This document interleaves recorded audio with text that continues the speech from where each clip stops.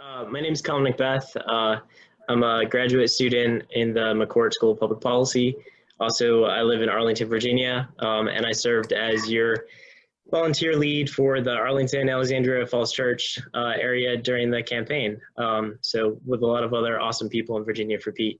So my question to you is, what would you say was the most impactful positive experience or moment on the campaign?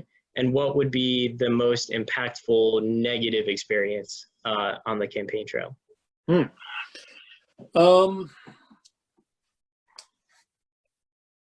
That's hard to pick one. I'll share a couple things in terms of the things that really stuck with me on the campaign were, first of all, thank you, by the way, for all your work, and pass that along to all. We had phenomenal volunteers in Virginia getting us on the ballot and turning out.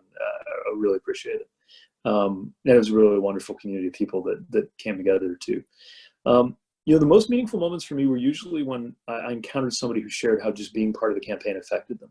There's a guy in Iowa. He's had agoraphobia, literally unable to leave the house, and wound up as a precinct captain because something about the campaign and our message around belonging spoke to him and helped him overcome a really challenging battle with mental illness. A high school student who had autism, who felt like her sense of belonging really came through her seeing the message of the campaign and then becoming involved. And when you see that, it's just so powerful. People going through challenging coming out experiences, and what we were able to do to be kind of a touchstone for them. So those moments were always very powerful. And sometimes they're the most unexpected things that really just would light me up, because you'd be going through the motions all day of campaigning can actually be shockingly repetitive for such an important process. It can be kind of numbing in how many times you're saying the same. You have your commitment, the content that you believe in, and then you say it 1,000 times to a bunch of people because it might be the first time somebody hears it. And sometimes something would break that. Just a really powerful question from somebody about that just cut through everything because they were asking about what politics means to them.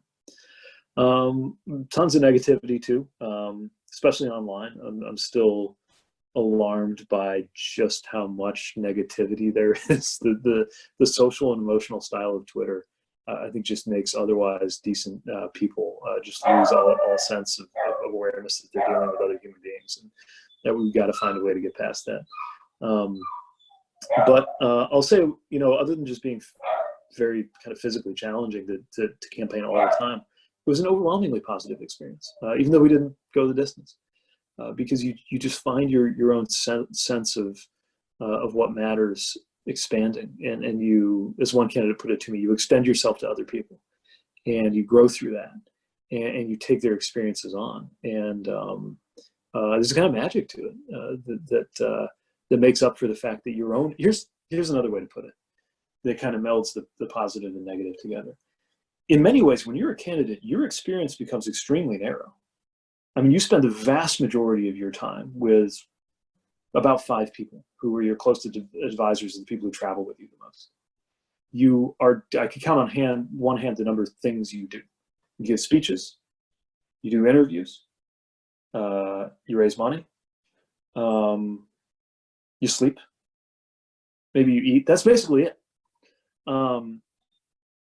Just all the things you do, just going about your day. I don't know, from sleeping into like driving a car to doing laundry.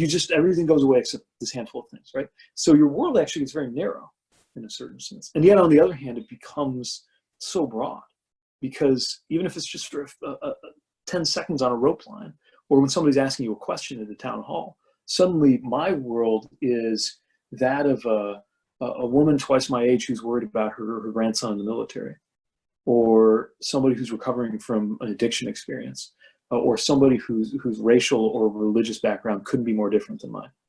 And my job is to inhabit their world and try to respond to their question.